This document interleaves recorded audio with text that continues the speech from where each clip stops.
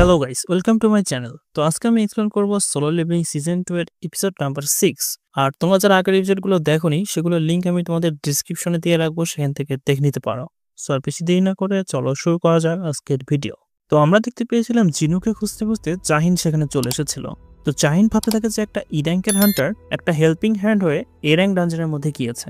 তো তার কি কোনো জানের মায়া নেই? কালকে জিনু বসের রুমের সামনে দাঁড়িয়ে ছিল এবং তার হাতে একটা হাতিয়ারও ছিল। তো তার মধ্যে নিশ্চয়ই কোনো কাহিনী আছে। তারপরে সে মাইনিং টিমের লিডারকে বলে যে আমি ভেতরে যাচ্ছি, বাট সে সেখানে খালি হাতে চলে এসেছিল। তো সে সেই মাইনিং টিমের লিডারের কাছে হাতিয়ার চাই। তো মাইনিং এর লিডারটা তার হাতে মাইনিং করা সেই লাঠিটা ধরিয়ে দেয়। তো জাহিন বলে যে এটা ছাড়া আর কোনো কিছু নেই, যেমন কোনো তলোয়ার বা কোনো বর্ষা।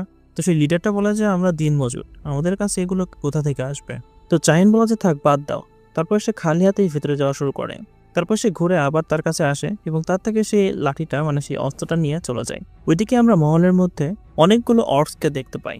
তারা যদি সেই ডানজন থেকে বাইর হয়ে যায় তাহলে ফুল শহরকেই তারা ধ্বংস করে দিবে। বিশেষ করে তাদের মধ্যে 4টা অর্কস এমন ছিল যে তাদের অরা বাকিদের থেকে একদমই আলাদা ছিল। কিহুন ভাবে যে আমাদের ডানজনের বসকে হারিয়ে এই ডানজনটাকে বন্ধ করতেই হবে।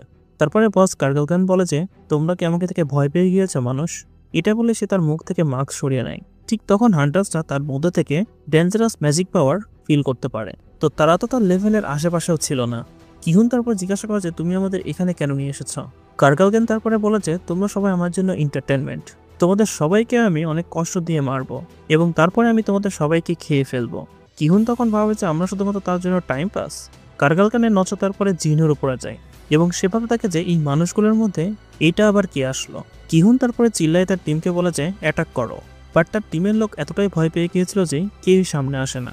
কিহুন তারপরে একলাই বসের দিকে যাওয়া শুরু করে, বাট বসের সামনে একটা শিল্ড ছিল যেটার উপর কিহুন আঘাত করে কোনো কিছুই করতে পারে না।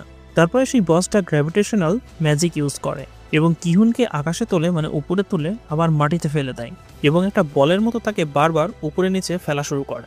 তারপরে জিনহু এসে কিহুনকে ক্যাচ করে এবং তাকে বলে যে এই ডানজনটা খালি করা আপনাদের মতো হান্টারদের কাজ, তো এখানে আমি নাক গলাতে পারবো না। বাট এখন ফুল টিমই ডেঞ্জারের মধ্যে পড়ে গিয়েছে, তো আমি কি এই সবগুলো মনস্টারকে মারতে পারি? এটুকু বলে সে একটা অর্ককে তার ম্যাজিক ইউজ করে হাওয়াতে উড়িয়ে দেয়। কিহুন তারপর বলে যে প্লিজ তাদের সবাইকে মেরে ফেলো, কারণ আমাদের দ্বারা তো আর কিছু হচ্ছে না। তো বস বলে যে তোমার বেশি লাভ পাওয়ার দরকার নেই, তুমি এতটাও স্ট্রং না। জিনু বলে যে তুমি ঠিকই বলেছো, তোমার মতো এত স্ট্রং বসের সামনাসামনি আমি এখনো করিনি। আমাদের দুজনের মতো তফাৎ শুধুমাত্র এটাই যে আমি তোমাকে হারিয়ে দিব। এটুকু বলে জিনু তার শ্যাডো আর্মিকে সামন করে ফেলে, যেটা থেকে সবাই একদম অবাক হয়ে যায়। ওইদিকে ডানজনের বাইরে আমরা জিনচুলকে দেখতে পাই, সেও সেখানে চলে এসেছিল। তো সে দেখতে এসেছিল যে জিনু এখানে দিনমজুরের কাজ কেন করছে, এমনকি 2 দিন ধরে। সে লিডারকে জিজ্ঞাসা করে যে হান্টার জিনু কোথায়। এটা শুনে একটা দিনমজুর বলে যে আমি জানতাম সেই ছেলেটার মধ্যে কিছু একটা সমস্যা আছে। সে আমাকে এতটা ভয়ঙ্করভাবে দেখেছিল যে মনে হচ্ছিল সে আমাকে খেয়েই ফেলবে। তারপর লিডার বলে যে জিনু তো গেটের মধ্যে চলে গিয়েছে দিনমজুর হয়ে। জিনচুল মনে মনে ভাবে যে স্ট্রেং হওয়ার পর থেকেই তার উপর নজর রাখা হচ্ছে। তো লিডার তাকে জিজ্ঞাসা করে যে জিনু আসলে কে। তো জিনচুল তাকে বলে যে কালকে নিউজ দেখে নিও, তাহলেই বুঝতে পারবা। তারপর লিডারটা বলে যে চাহিনও জিনুকে খুঁজতে এখানে এসেছিল এবং সেও গেটের মধ্যে চলে গিয়েছে। ঠিক তখনই গেটের মধ্যে থেকে তাদের অন্যরকম একটা অরা ফিল হচ্ছিল। জিনচুল তখন তার টিমকে বলে যে এই গেটের ম্যাজিক পাওয়ারটা আবার চেক করো। তো ভেতরে চাহিন সেই হাই অর্কসদের লাশ দেখতে পাই, যাদেরকে কিহুনের টিমরা মেরেছিল। তো চাহিন বুঝতে পেরে যায় যে টিমের সবার লাইফ বিপদের মধ্যে আছে। তো সে বসের দিকে যাওয়া শুরু করে দেয়। ওইদিকে ডানজনের বসটা জিনুকে বলে যে আমার এতগুলো সৈনিকদের সামনে তোমার এইটুকু সৈনিক কি বা করে নেবে। জিনু তারপরে তার আর্মির চারপাশে একটা মোনার ডোমেন বানিয়ে নেয়। এটা তার একটা নতুন স্কিল, যেটা সে ডিমন ক্যাসেলে 70 লেভেল পাস করার পরে পেয়েছিল।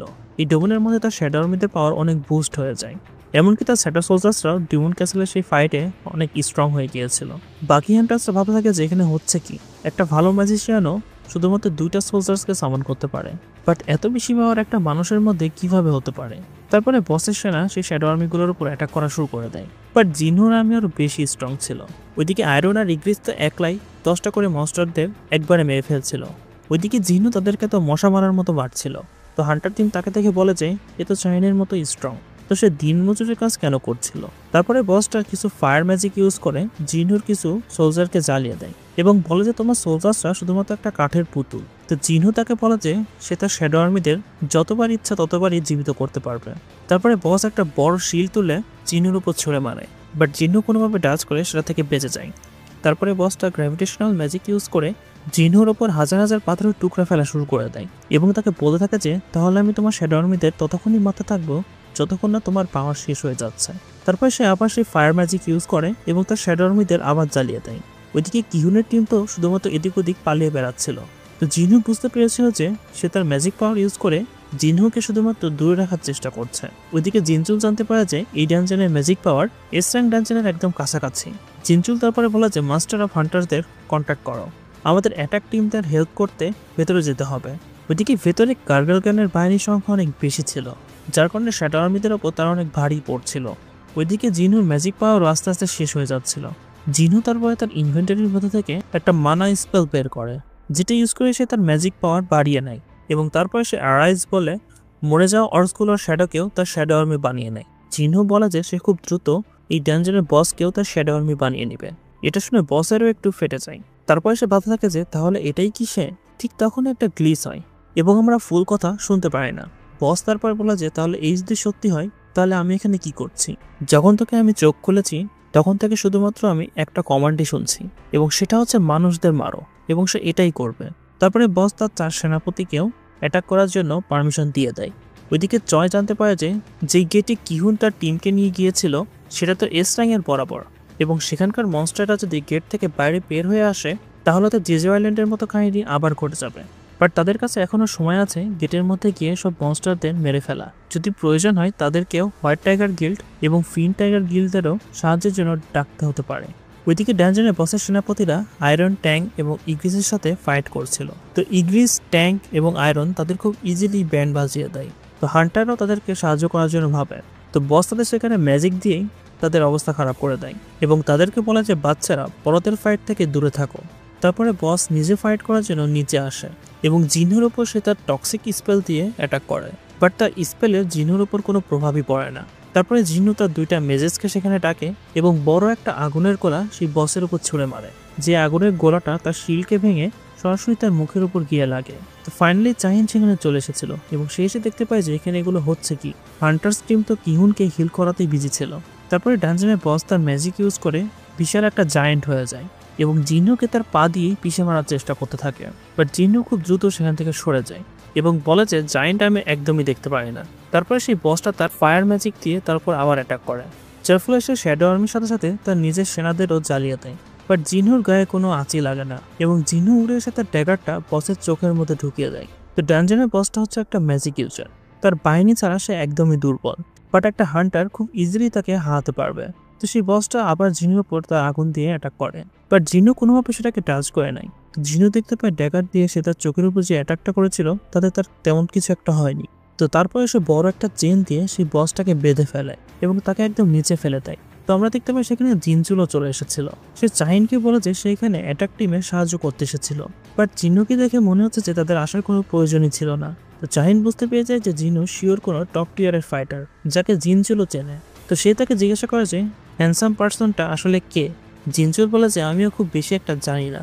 ওইদিকে জিনু বসের 4টা সেনাপতিকেই তার শ্যাডো আর্মিতে সামিল করে নিয়েছিল। তো বস চিল্লিয়ে বলে যে যা কিছুই হয়ে যাক আমি তোমার কাছে হার মানব না। বাট সেই বসটা তার নিজেরই সেনাপতির হাতে মারা যায়।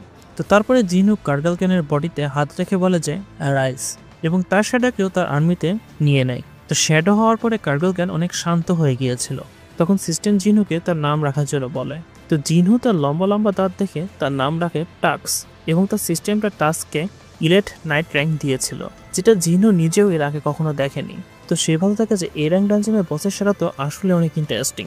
ওইদিকে অনেকগুলো হাই আউটসও তার শ্যাডো সোলজার হয়ে গিয়েছিল, যার ফলে জিনহু আরো বেশি স্ট্রং হয়ে যায়। তারপরে জিনজুল এবং বাকি সবাই জিনহুর সামনে আসে, যাদেরকে জিনহু নোটিসও করেনি। তারপরে হান্টার টিম তাকে অনেকগুলো কোশ্চিন করা শুরু করে দেয়। তো জিনচু তাদেরকে বলে যে জিনহু আসলে অ্যাসোসিয়েশনের টপ সিক্রেট। তো আজকে এখানে যা কিছু হয়েছে এগুলোর বিষয়ে আমরা বাইরে কাউকেই কোনো কিছু বলবো না। জিনহু এস র্যাঙ্কের মতো পাওয়ার দেখিয়ে আপনাদের সবাইকে বাঁচিয়েছে, তো তাকে কোনো কোশ্চিন করা বাদ দিয়ে তাকে এখান থেকে যেতে দাও। কিহুন বলে যে তোমার কারণেই আমরা আজকে সবাই এখানে জীবিত, এবং সবাই তাকে থ্যাংক ইউ বলে। জিনহু তারপরে সেই হিলারটাকে তার ডায়েরি আবার তাকে ফিরিয়ে দেয়। তারপরে জিনচুল জিনহুকে সেখান থেকে বাইরে নিয়ে যায়। তো চাহিনকে সেই ম্যাজিসিয়ানটা জিজ্ঞাসা করে যে আপনি এই কোদালটা নিয়ে এখানে কেন ঘুরছেন, যেটা শুনে চাহিন অনেক লজ্জা পেয়ে যায়। সে তখন ভাবে যে সেই ছেলেটা এখন মনে করবে আমি পাগল, তো সেই ম্যাজিশিয়ানটা জিজ্ঞাসা করে যে কোন ছেলে। জাহিন তখন বলে যে কিছু না। তারপরে আমরা জয়কে দেখতে পাই, যেখানে কিহুন ডানজনে হওয়া সবকিছু জয়কে বলে দেয়। জয় তারপরে তাকে জিজ্ঞাসা করে যে আমার এবং জিনুর মধ্যে সবথেকে স্ট্রং কে হবে। কিহুন তাকে জিজ্ঞাসা করে যে একটা এ র্যাঙ্কের হান্টারকে আপনি একলা হারাতে পারবেন কোনো সাপোর্ট ছাড়াই। জয় তাকে বলে যে না, সম্ভবত তার নাম এমনিতেই আলটিমেট হান্টার রাখা হয়েছে। তো কিহুন চাচ্ছিল যে জয় যেন জিনুকে তাদের গিল্ডে ভর্তি করে নেয়। তো পরের দিন জিনু জিনোর সাথে দেখা করতে যায় এবং জিনিও তাকে বলতে থাকে যে তার ফাদার তাকে কি শর্ত দিয়েছে। ঠিক তখন আমাদের নতুন একটা ক্যারেক্টার দেখানো হয় যার নাম থাকে লি মিনসুং। তারপরে এপিসোডটা এখানেই শেষ হয়ে যায়। তো তোমাদের এপিসোডটি কেমন লেগেছে আমাকে কমেন্টের মাধ্যমে অবশ্যই জানিয়ে দিবা, এবং ভিডিও যদি ভালো থাকে অবশ্যই ভিডিওতে লাইক করে দিবা এবং চ্যানেলকে সাবস্ক্রাইব করে দিবা। অ্যান্ড দেখা হচ্ছে তোমাদের সাথে নেক্সট ভিডিও নিয়ে। Till then tata, bye by.